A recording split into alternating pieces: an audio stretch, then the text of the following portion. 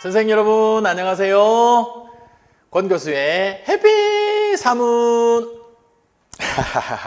자, 이번 강의는 2023년 5월 3일 실시한 방문각 일반사회 권박팀의 첫 모의고사에서 사회문화 해설 강의가 되겠습니다. 자, 잘 봤죠? 그러니까 잘 봤다라는 말은 잘 봤다는 말을 하니까 저도 이제 아시다시피 선생님이지 않습니까? 지금 대성학원의 선생님이고 지금은 그전에는 명도외고의 선생님이었고, 그러니까 보통 우리가 모의고사, 중간고사, 기말고사 보면 부모님들이 그러시잖아요. 잘 봤냐? 그러니까 잘 봤냐는 사실은 다양한 의미가 있을 수 있지만 거의 대부분의 부모님들이 하시는 말씀 중에 잘 봤냐 이 말은 점수가 높으냐 이 말이죠. 근데 실전이 아닌 모든 모의고사에서 잘 보는 것은요 점수가 높은 게 아니에요. 정확하게 알고 있는 것은 맞추고 정확하게 알고 있지 못한 것은 틀리는 게 잘 보는 거예요. 또 시험 시간 동안 90분 동안 집중했느냐 중간에 졸았느냐, 심지어 포기하고 엎드려 잤느냐, 엎드려 자지는 않았지만 그냥 시험지에다 낙서하고 막 그랬느냐, 그게 잘 봤느냐 잘 못 봤느냐를 판단하는 기준인 것이지 점수가 높으냐 이건 아닙니다. 우리 선생님들 꼭 기억하세요. 우리 선생님들도 학생들한테 그런 이야기 종종 하잖아요. 시험 잘 봤니? 라고 이야기 하시잖아요. 그럴 때 과연 방금 제가 드린 말씀을 염두에 두고 시험 잘 봤니? 라고 물어보시는지, 아니면 다 맞았니? 점수가 높니? 이런 생각으로 물어보셨는지 또 그것도 알고 이야기해야 돼. 알고. 다시 말씀드립니다. 모의고사는요, 실전 이전의 모든 모의고사는 어떻게 보는 게 잘 보는 거다, 그걸 정확하게 알고 계셔야 돼요. 그냥 찍었는데 맞고 이런 것들도 잘 본 거로 포함, 이렇게 잘 본다라는 의미에 포함이 돼 버리면 이거는 남은 기간 수험 생활을 하는데 도저히 도움이 안 됩니다. 네. 자, 그래서 여러분들 잘 보셨죠? 그 말은 정확하게 내가 이거 알고 있구나, 정확하게 이거는 모르고 있구나, 이런 것들을 아는 것. 그리고 또 90분 동안 정말 끝까지 그 문장을, 서술형 문장을 좀 더 정확하게, 좀 더 정교하게 바꾸기 위해서 막 이렇게 그냥 대충 써놓고 포기하지 않고 노력하는 것, 이런 것들이 잘 보는 거예요. 자, A에서는 2번, 3번, 10번, 그리고 B에서는 9번, 10번 5문제를 출제를 했습니다. 자, 바로 A의 2번 보겠습니다. 자, 다음은 사회학자 A의 이론에 대한 글이다. 자, 괄호 안에 기역과 니은에 해당하는 단순 기입형 문제가 되겠습니다. 자, A는 바로 파슨스, 그렇죠?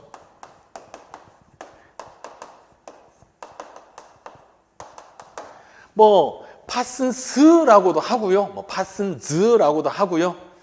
그거는 그쪽 사람들도 사람에 따라서 파슨스, 파슨즈 다르게 할 수도 있겠죠. 별로 안 중요합니다.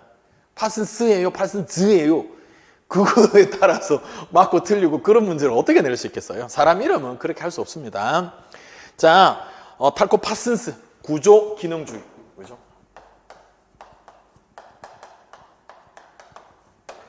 그리고 두 번째 나오는 사회 체계, 그렇죠? 그래서 체계 이론이라고도 하죠. 자, 개인 행위들이 모여서 어떻게 균형 있는 사회 질서를 형성하게 되는지 설명하려고 했고요.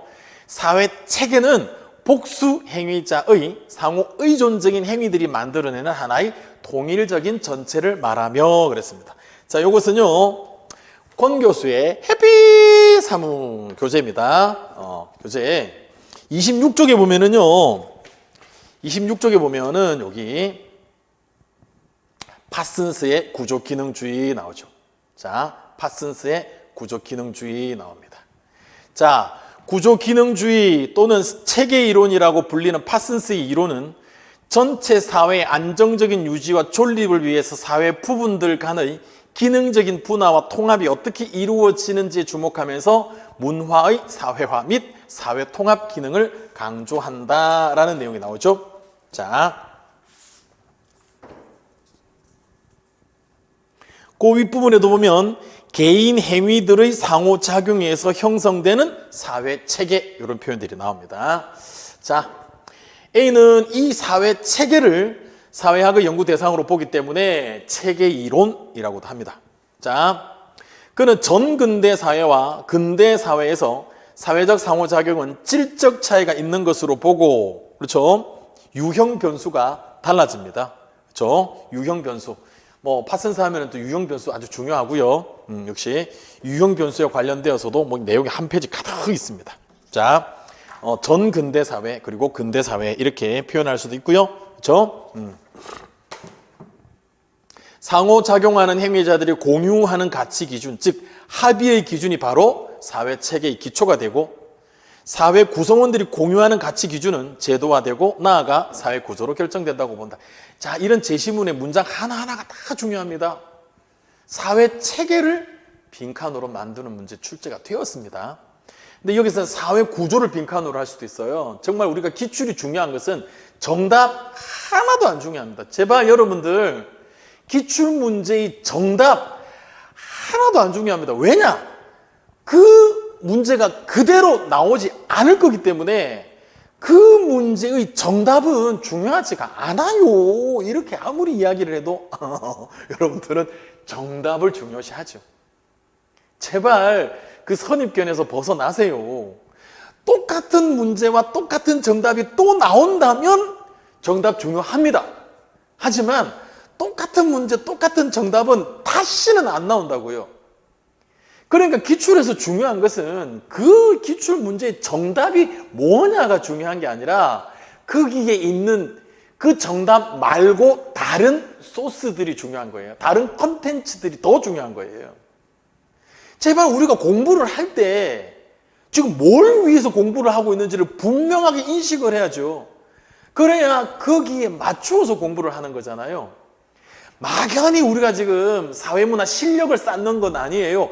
우리 사회문화 실력은요, 우리 돌아가실 때까지 쌓아도 얼마 정도 쌓일지도 몰라요.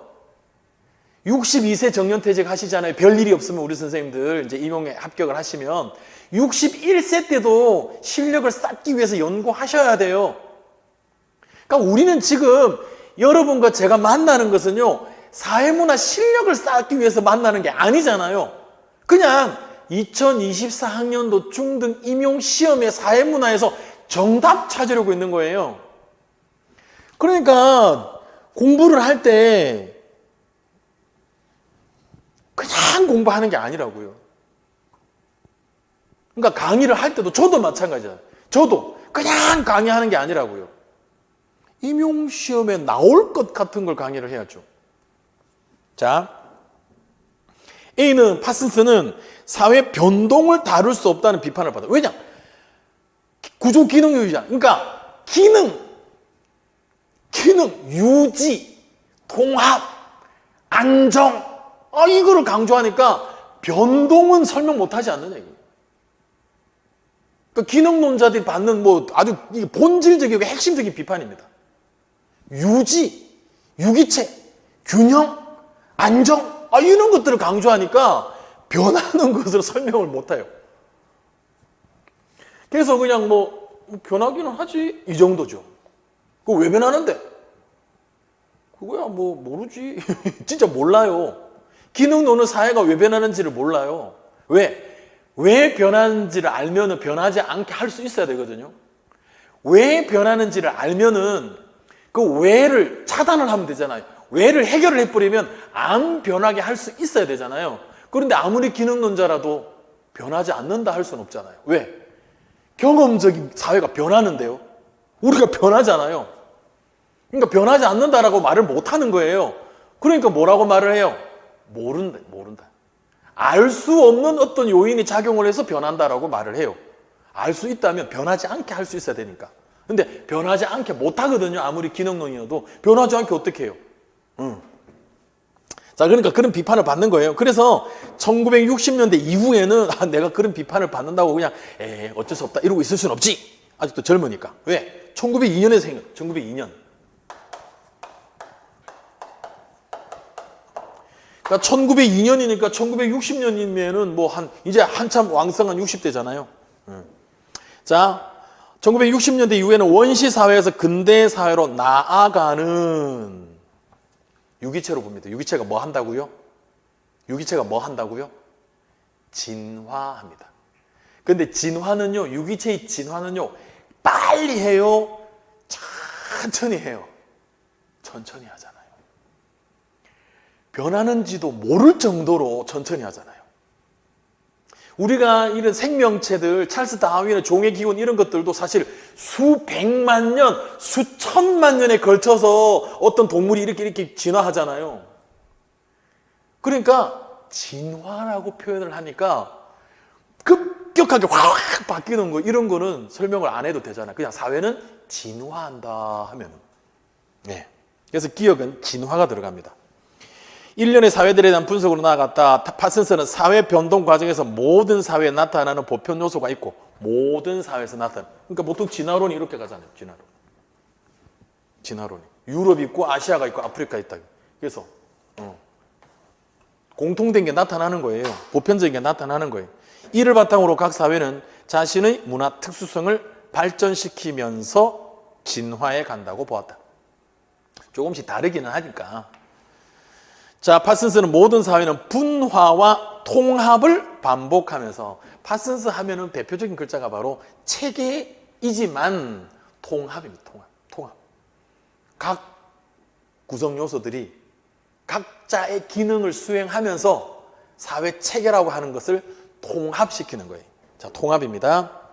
자, 모든 사회는 분화와 통합을 반복하면서 진화함에 따라 사회 문제에 더 잘 대처할 수 있게 적응력이 증대된다고 보았다. 이러한 파슨스의 사회 행동에 대한, 사회 변동에 대한 분석은 사회의 부분 요소들이 기능을 충실히 수행함으로써 사회가 균형을 이루면서 안정적인 통합을 이루게 된다는 점을 보여주려는 시도였다. 바로 요 방금 읽었던 요 내용이 파슨스의 어떤 이론의 핵심입니다. 파슨스 이론의 핵심 내용을 서술하시오 그러면 방금 요 내용을 써주면 됩니다. 그러니까 기출의 제시문은 그 자체가 보물입니다. 보물. 정답 알기를 우습게 알아라. 제발요. 기출문제 정답 알기를 우습게 알아라. 그러니까 여러분들이 제가 5월부터 6월까지 이제 5월, 6월에 이제 기출문제 해설 강의를 하는데요. 정답만 알고 넘어가요. 정답만. 정답을 이야기하는 그 과정에서 뭐 이런 이야기들은 그냥 패스 빠르게 2배속 하고요. 정답 이야기하면 그것만 딱 해가지고 표시하고 또 넘어가. 그러지 마시라니까요. 자, 3번 갑니다.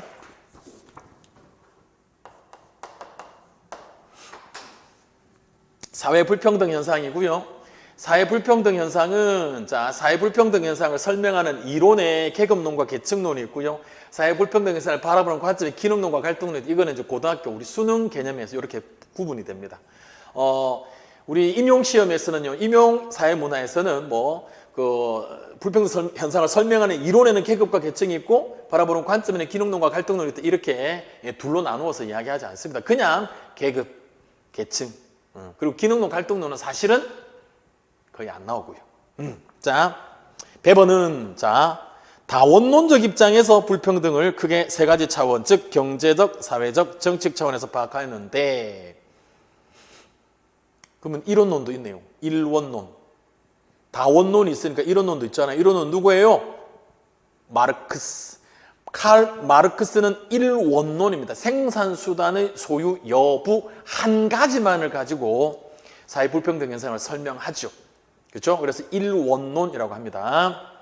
그 한 가지가 뭐다? 바로 경제입니다. 그래서 경제 결정론이라고 해요. 자, 그리고 배번은요, 각 차원에서는 경제적 차원에서는 계급, 경제적 계급, 사회적 차원에서는 신분, 집단, 정치적 차원에서는 타당이 형성된다고 봅니다. 계급, 신분, 집단, 파당 다 출제 가능합니다. 다 출제 가능합니다. 이미 신분, 집단 출제되었고요. 파당 출제 가능합니다. 자, 이들 각 차원은 서로 영향을 주지만, 그래서 다 원론이에요. 서로 영향을 안 주면 뭐 다 원론이란 말도 안 할 거예요. 서로 영향을 주긴 합니다만 그 기원이 독립적이다. 그 기원이 독립적이다 하는 것은 마르크스와 비교합니다. 마르크스는요, 여러 사회 불평등 현상에는 여러 측면들이, 여러 내용들이 있기는 있지만 그 기원은 하나다. 생산수단의 소유부에서 기원은 같다. 구체적인 모습은 다르다. 근데 베버는요, 기원은 독립적이다 합니다. 자, 베버는 마르크스보다 더 다양한 경제적인 요소들로 계급을 설명한다. 그는 기억의 마르크스 표현으로 따지면 생산수단입니다. 자, 생산수단.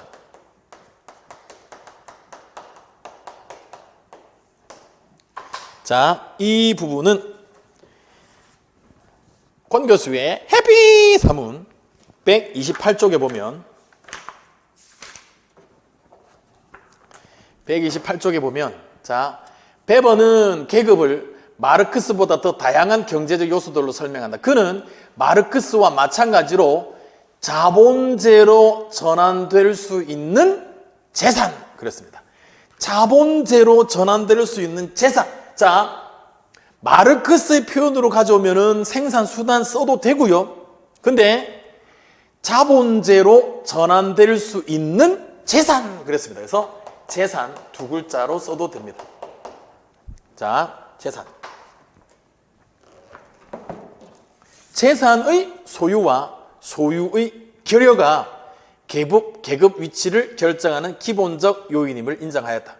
하지만 마르크스와 달리 그 소유, 자본제로 전환될 수 있는 그 재산, 그 소유가 종류나 기술, 신용, 자격 등 시장 능력의 차이에 따라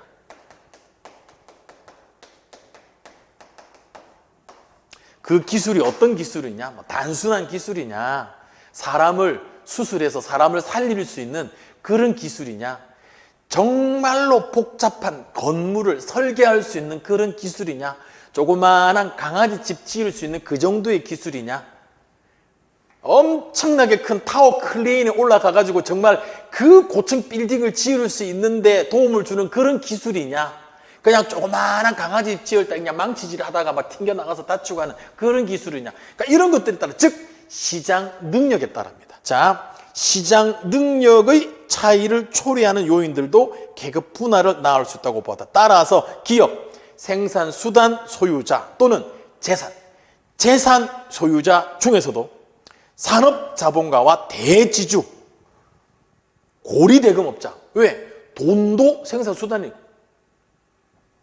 대지주, 땅, 토지도 생산 수단입니다. 그런데 재산으로 말할 수 있죠? 네, 베버는 재산이라고 표현합니다. 자본제로 전환될 수 있는 재산. 그렇기 때문에 재산해도 되고, 근데 경제적인 차원에서는 마르크스의 그거를 인정한다. 그렇기 때문에 생산수단이라는 표현을 써도 틀렸다 할 수는 없습니다. 자, 그리고 생산수단, 재산을 소유하지 않은 사람들, 재산을 소유하지 않았으니까 무산계급, 무산자. 재산을 소유하지 않은 사람들, 무산자 중에서도 전문직과 숙련 노동자, 비숙련 노동자 등으로 계급 분화가 가능하다고 보았다. 네. 자, 정말로 해비 사문에 128쪽 있는 내용을 그대로, 그렇죠? 다음에 10번 갑니다. 10번.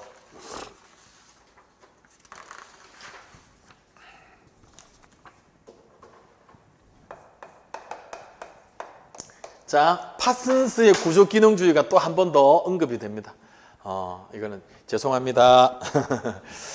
사실은 다른 데서 내야 되는데 그냥 제가 일탈 이론에 꽂히다 보니까 머튼을 또 내서 요 파슨스가 한 번 더 언급이 됩니다. 자, 머튼은 특정한 분야나 특수 주제에 대한 중범위 이론이 필요하다고 주장하고, 자, 역시 28쪽 자, 해비 사문의 28쪽 보면은요, 머튼의 중범위 이론 나오죠. 파슨스의 구조 기능주의에 동조한 머튼은 파슨스의 이론이 너무 추상적이며 갈등을 낳는 요인들을 적절하게 다루지 못한다고 보면서 조금은 구체적이고 부분적인 어떤 범위에서의 이론이 필요하다. 그래서 중범위 이론입니다.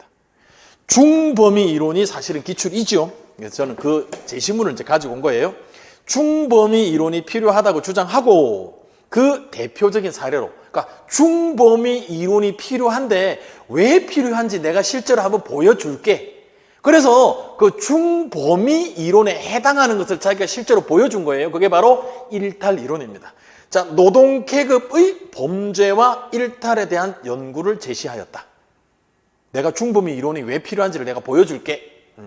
노동계급의 범죄와 일탈에 대한 연구를 제시하였다. 사실 여기서 말하는 노동계급은 좀 하층이다라는 그런 의미가 있습니다. 자, 현대사회에서 문화적으로 정의된 목표와, 문화적으로 정의된이라는 표현은 문화적으로 공유하는, 왜냐하면 문화의 속성이 공유성이 있죠. 대부분의 사람들이 자, 이건 좋은 거야, 이건 바람직한 거야, 우리는 이런 사람이 돼야 돼, 뭐 이런 거 말합니다. 문화적으로 공유된 정의된 목표와 목표를 달성하기 위한 제도적 내지는 합법적인 수단. 그래서 짧게 말하면 목표와 수단의 불일치. 목표와 수단의 괴리를 뭐라고 한다? 아노미라고 하죠. 자, 아노미는 듀르켐의 아노미가 있고요, 머튼의 아노미가 있는데 그 의미가 좀 다르다 하는 거 알아둬야 합니다. 아노미라고 정의하고 이것이 결과적으로 일탈과 범죄의 원인이라고. 결과적으로. 그러니까 아노미 상태에서 이 개인들이 어떻게 적응을 하면서 행동하느냐에 따라 일탈일 수도 있고 일탈이 아닐 수도 있어요. 그래서 결과적으로 원인이다 합니다. 직접적인 원인이 아니고 결과적으로. 그러니까 아노미 상태에서도 열심히 잘 살면 일탈 안 저지를 수 있는 거예요. 그러니까 아노미면 그냥 다 일탈 저지른다가 아닙니다. 자, 특정 사회에서 모든 사회 구성원들에게 경제적 성공이라는 단일한 목표를 강조하는 문화가 경직된 사회 계층 구조 혹은 심한 불평등 구조와 결합했을 때 그 사회에는 아노미가 팽배할 것으로 예측된다. 그렇죠? 그러니까 다 성공해야 돼. 다 서울대 가야 돼. 다 대기업에 취직해야 돼. 이러면 더욱더 아노미가 심해진다는 거예요.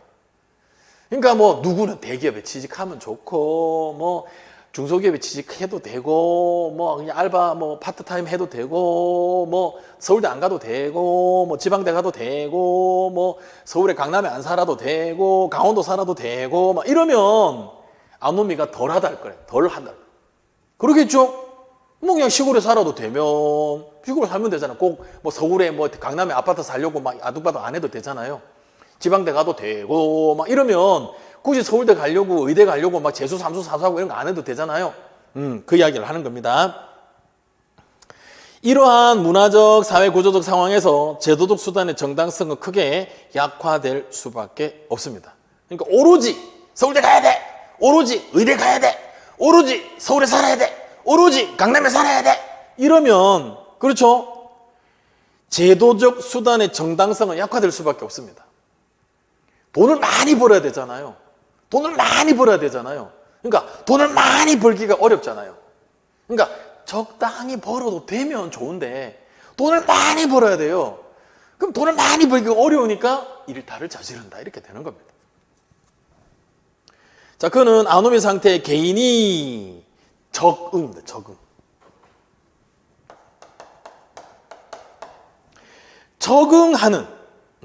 적응하는 방식을 5개 유형으로 제시하였는데 이 적응이라는 걸 모르는 사람이 있어요. 그래서 제가 모의고사 때 낸 겁니다. 자, 아노미 상태에서는 다 일탈을 저지른다가 아니에요. 그러니까 아노미 상태에 사람들이 적응을 하고 살아가는데 그 적응하는 유형을 5가지로 분류를 하고 그 중에 어떤 것은 일탈이고 어떤 것은 일탈이 아닌 거예요. 자, 당연히 개인의 사회화 방식과 내용에 따라 사회에 대한 적응 방식이 달라질 수 있으며 일탈은 개인이 사회화 과정을 통해서 형성한 자아, 인성, 성격, 가치관 등에 따라 사회에 적응하는 방식 중 하나라는 사실을 보여요. 그러니까 적응하는 방식들 중의 어떤 하나가 물론 하나가 아니고 여러 개지만 그게 일탈이다 하는 겁니다. 자, 그래서 작성 방법 두 번째, 기억에 대한 아노미 상태에 대한 5개의 적응 유형 중에서 무사안이란 관료를 설명하는데 가장 적합한 유형의 명칭을 제시하고 그 이유를 설명할 것 그랬네요. 자, 목표가 있고요. 수단이 있습니다. 자, 목표도 수용하고 수단도 수용하는 것. 부자가 돼야 되겠다. 목표 수용하고요. 열심히 일해서 저축하는 것. 이거 conformity, 동조형입니다. conformity라고 하는 거 찾아보면 순응이라는 표현도 나와요. 그래서 순응형, 동조형입니다. 당연히 이거는 일탈이 아니죠. 일탈 아닙니다. 지금 우리도 중등학교 사회 선생님 되려고 빡세게 공부하고 있잖아요. 이게 어떻게 일탈인가요? 사립학교 이사장에게 돈 주고 하는 거, 또는 임용시험 담당자 누구한테 로비 같은 거 해가지고 뇌물 주고 미리 문제를 훔친다든지 이런 것들이 일탈이죠. 우리가 어떻게 일탈입니까? 자, 그 다음에 목표는 수용하는데 수단은 제도화된 합법적인 수단이 아닌 걸 하는 거. 이노베이션, 이게 혁신형입니다. 혁신형. 이노베이션, 혁신형, 개혁형이라고도 해요. 요것은 일탈입니다. 이게 이제 시험에 가장 많이 나오죠. 왜냐하면 혁신형, 이노베이션, 우리는 좋은 뜻으로 알고 있잖아요. 이노베이션, 혁신, 슌페터, 창조적인 파괴. 이노베이션, 좋은 거 아닌가? 근데 왜 일탈이지? 부자 돼야 되겠다. 목표 수용합니다. 근데 성실히 일해서 저축을 하는 게 아니라 공금을 횡령하거나 남의 돈을 훔치거나 이런 거예요. 교수 돼야지 했는데 열심히 공부하고 논문 쓰고 하는 게 아니고요. 학력을 위조하는 거죠. 자, 이런 것들이 보통 화이트 칼라형 범죄 대부분 여기에 해당된다고 봅니다. 그 다음에 목표에는 관심이 없고요. 형식이나 절차, 수단만 따지는 게 리추얼리즘이고요. 바로 여기 나오는 의례주의형입니다. 리추얼리즘이거든요.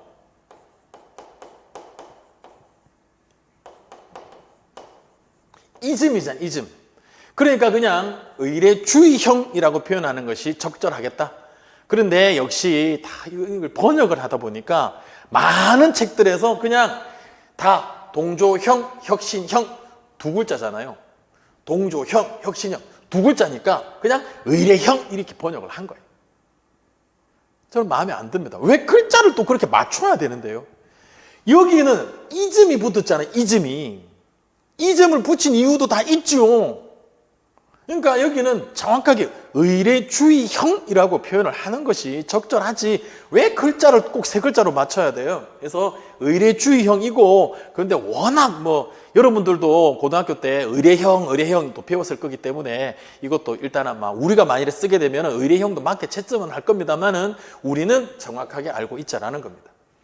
자, 이게 바로 무사안이란 관료죠. 자, 무사안이란 관료. 형식이나 절차만 따지는 것. 관료제에 나타나는 무슨 테이프? 레드 테이프.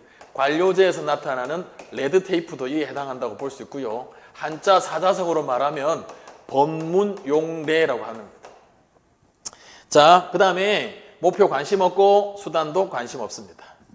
그냥 막 살자라는 거예요. 이거는 리트리티즘, 역시 도피주의형입니다. 은둔주의, 패배주의형. 어쨌든 주의형 해도 돼요. 자, 그리고 하나가 기존의 목표 관심 없습니다. 새로운 목표가 필요하다. 기존의 수단 무시하고요. 새로운 수단이 필요하다라고 하는 게 리빌리언, 바로 반역형, 혁명형입니다. 자, 여기서 당연히 동조형은 일탈 아니고요. 요 혁신형 일탈입니다. 그리고 은둔형, 그렇죠? 요거 도피 이거 일탈이고요. 당연히 이것도 일탈이죠. 근데 의례주의형은 보통 무사안이란 관료 일탈이다라고 하기엔 좀 약하죠. 그래서 그 정도가 아주 심하면은 일탈로 볼 수 있겠지만 그 정도 아주 심하지 않으면 일탈로 볼 수 없다. 그래서 의례주의형은 일탈이기도 하고 일탈이 아닐 수도 있다. 이런 식으로 이제 표현을 했습니다. 자, B. 자, B에 9번 갑니다. 자, B에 9번. 자, 요것을 지울게.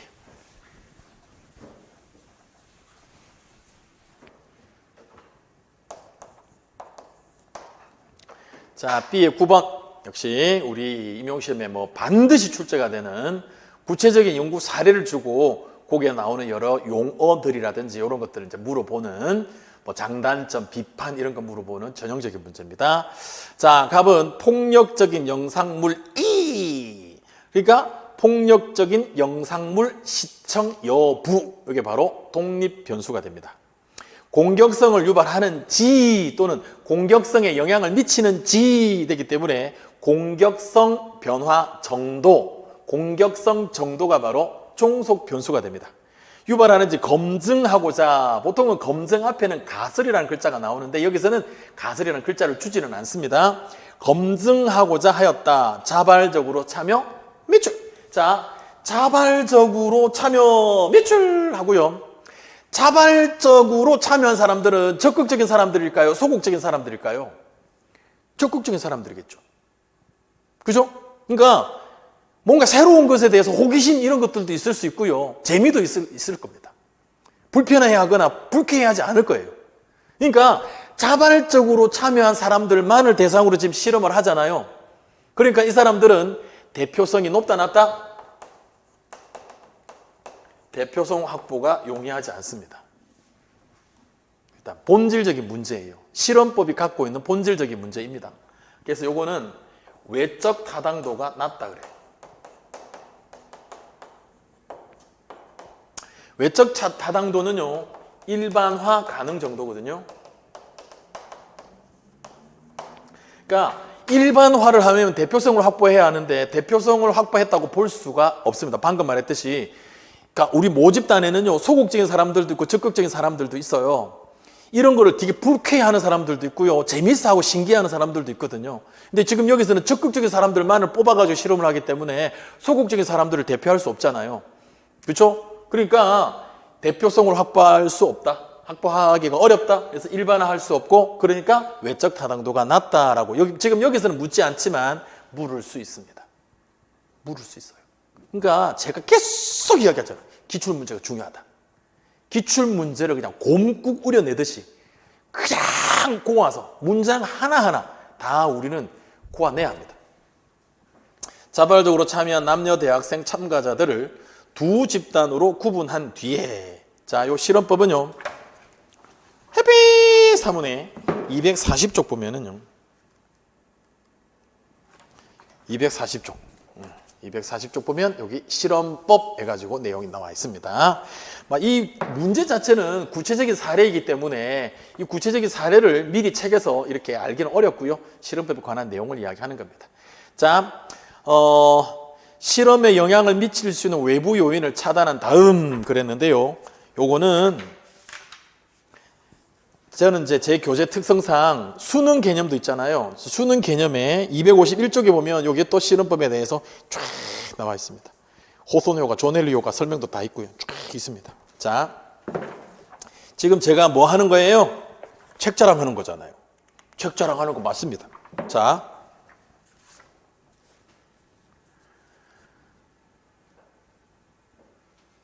자, 두 집단으로 구분한 뒤에 실험에 영향을 미칠 수 있는 외부 요인을 차단한 다음, 차단해야 되죠. 그리고 한 집단에 대해서만 독립 변수를 처치하고 나머지 한 집단에 대해서는 독립 변수를 처치하지 않고 다른 변수들이 영향을 미치지 않도록 통제를 해야 되는데 그 통제 변수가 바로 통제 변수, 검정 변수라고도 하고 거기에는 외생 변수도 있고 매개 변수도 있고 선행 변수도 있다라는 거.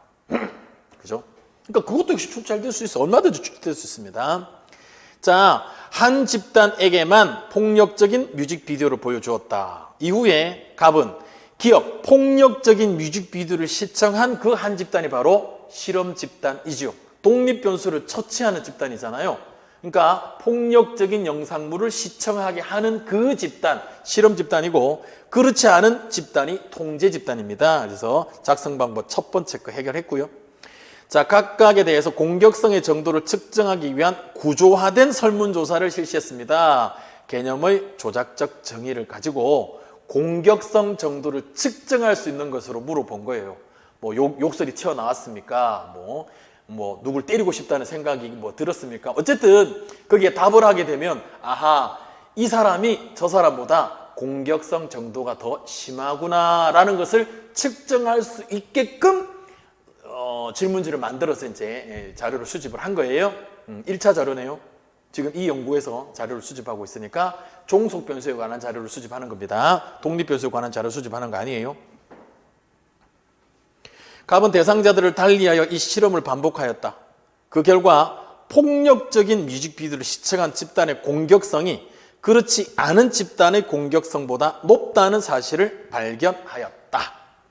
이 실험을 토대로 갑은 폭력적인 영상물이 공격성을 유발한다고 결론을 내렸다. 분석. 갑의 연구에서는 통상 실험적 처치의 효과를 검증하는 데 필요한 사전 검사가 행해지지 않았다. 그러니까 폭력성 정도의 변화를 알려면은요, 사전 검사를 통해서 독립 변수를 처치하기 전의 폭력성에 관한 자료가 있어야 하고, 독립 변수를 처치하고 난 다음의 폭력성 정도에 관한 자료가 있어야 비교를 할 수 있잖아요. 근데 지금 사전 검사를 안 한 거예요. 그러니까 사실은 이 실험 자체는 조금 프로블럼이 있는 그런 실험이 됩니다. 근데 아마도 갑은 그것이 연구 결과를 왜곡할 수도 있다는 우려 때문에 이를 생략한 것으로 보인다라고 이제 분석을 했습니다. 자, 첫 번째 작성 방법 해결했고, 두 번째 사례에서 가설을 설정하였고 디귿이 수용되었다고 할 때 적절한 가설을 서술할 것 그랬는데, 제가 이야기했잖아요. 딱 답이 기억이 나거나 뭐 확실하게 나왔으면 그냥 그거 쓰면 되는데, 좀 애매하다 그러면은 그 제시문을 막 보다 보면 그 제시문에 있는 어떤 표현들을 가지고 답을 만들어낼 수 있습니다.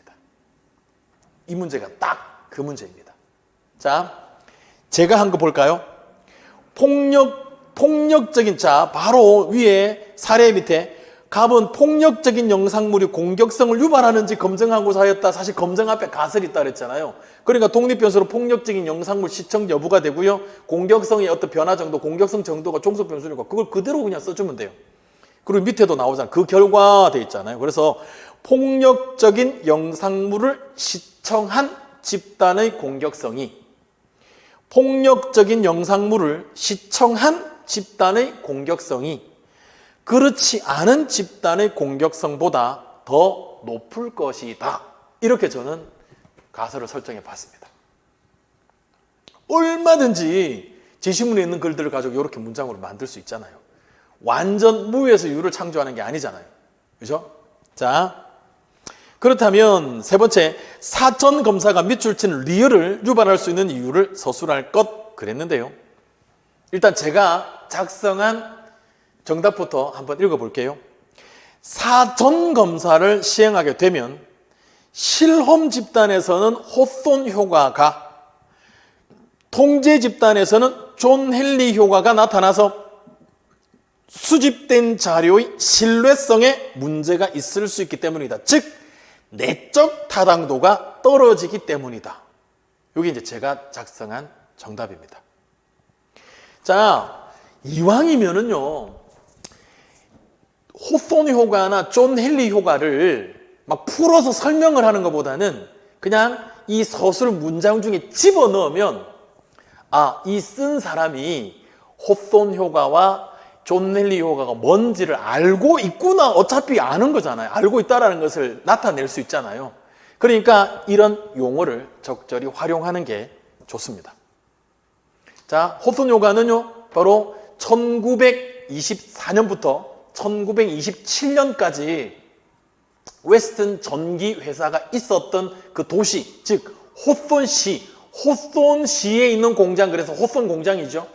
자, 여기서 그 웨스턴 전기 회사의 관계자들과 하버드 대학교 경영학과 교수였던 엘튼 메이어 교수가 이제 서로 협력을 해서 실험을 한 거예요. 그래서 호손 실험이라고 하죠.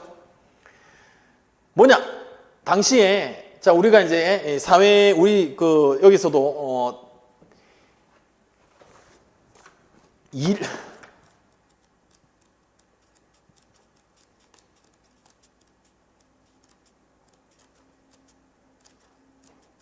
자, 노동에 보면은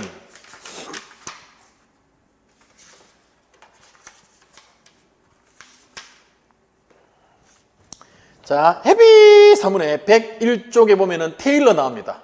프레드릭 테일러의 과학적 관리의 원리라고 하는 게 있는데요. 요거 그동안에 나온 적은 없지만 그래도 나올 수 있겠다 했던 거죠. 그거를 가지고 과학적 관리론에 근거를 해서 작업 환경이 좋아지면 생산성이 높아질 거야 라고 하는 실험을 하죠. 그 작업 환경의 대표가 바로 조명입니다. 조명. 그래서 조명을 밝게 하면은 생산성이 높아질 거야 생각을 하고 실험을 했는데 아닌 거예요. 다른 게 있는 거예요. 그래서 또 연구를 막 하다 보니까 이 사람들은 조명이 밝아져서 일을 더 열심히 한 게 아니라 막 하버드 대학교 경영학과 교수가 오고 안 하던 막 사람들이 막 자기 그 작업반에 와가지고 막 이런 거 하니까 뭐 신기하기도 하고 재미있기도 하고 또 좋은 거예요. 우리가 선택됐잖아요. 그러니까 평소 하던 것보다 일을 더 열심히 한 거예요. 그러니까 평소처럼 일을 하고 조명 밝기 때문에 그 생산성에 영향을 미쳐야 되는데 그냥 자기네들이 선택되었다, 좋다 이래가지고 더 열심히 일을 한 거예요. 그래서 그 자료가 신뢰성이 떨어지죠. 즉 내적 타당도가 떨어진다 하는 겁니다. 내적 타당도가 떨어진다 하는 거예요.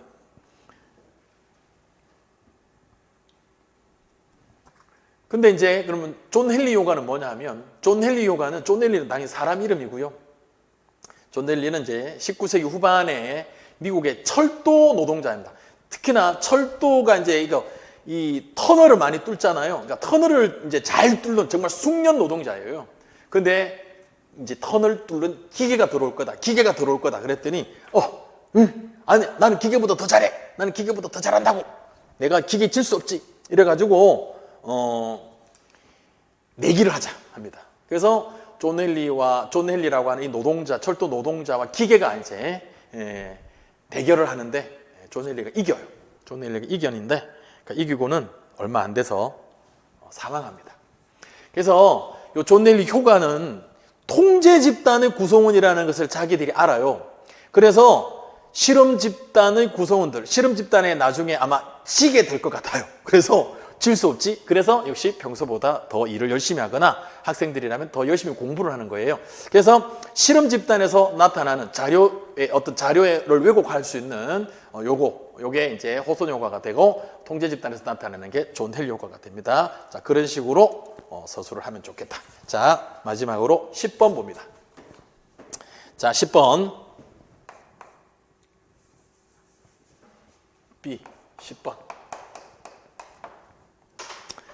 자, 미국의 어느 사회학자는 그랬는데요. 피터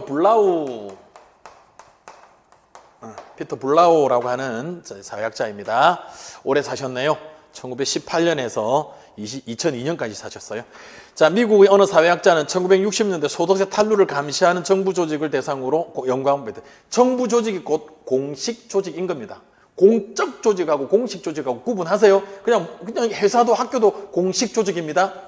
자, 이 조직에서는 직원이 어떻게 일 처리를 해야 할지 모르는 문제에 부딪혔을 때 자신의 직속 상사와 의논하도록 공식적으로 규정되어 있었다. 자기와 같은 직급에 있는 동료들과 의논하는 것은 공식적으로 금지되어 있었다. 그런데 상사를 찾아가서 물어보면 자신이 능력 없는 사람으로 비칠까봐 대부분의 직원은 상사를 찾아가기를 꺼렸다. 이런 이유로 직원들은 공식적 규칙을 어기고 동료들끼리 의논하여 문제를 해결하는 것이 상례가 되었고 그 결과 비슷한 직급에서 일하는 사람들 사이에 의리 같은 것이 생겨나게 되었다. 이 학자는 공식적 규칙보다 비공식 조직을 통해 또는 비공식 집단을 통해 더 높은 수준의 창의성과 책임 형사가 이루어질 수 있었다고 평가했다. 그러니까 비공식 조직의 순기능에 대해서 이야기를 했네요. 피터 블라우는요. 자, 이것은 우리 64쪽. 자, 우리 교재 해피 사문 64쪽. 68쪽 그리고 74쪽에 있으니까 여러분 참고하기를 바라고요. 작성 방법 첫 번째, 괄호 안의 기억에 해당하는 용어를 쓰고 비공식 조직 또는 비공식 집단입니다. 적자 붙이지 마세요. 비공식적 조직 아닙니다. 비공식 조직입니다. 비공식 집단, 적자 띱니다. 이 적자가 붙는 것은요, 자료에서 1차 자료, 2차 자료 이런 거 있잖아요. 양적 자료, 질적 자료 할 때 아직도 그 용어를 쓰시는 분이 있어요. 공식적 자료와 비공식적 자료. 공식적 자료는 양적 자료를 말하고요.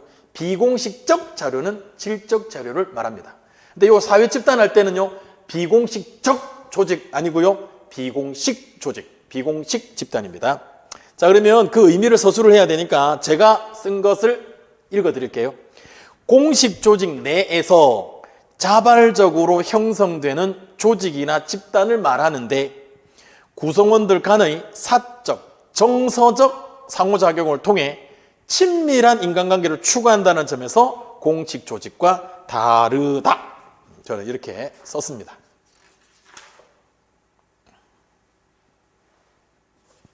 그게 바로 어디 나오느냐? 68쪽 딱 중간 부분에 보면 나오죠.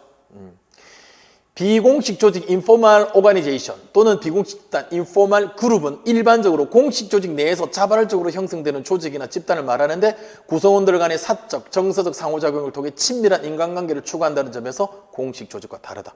그러니까 여기 있는 걸 그대로 쓰는 게 가장 안전합니다.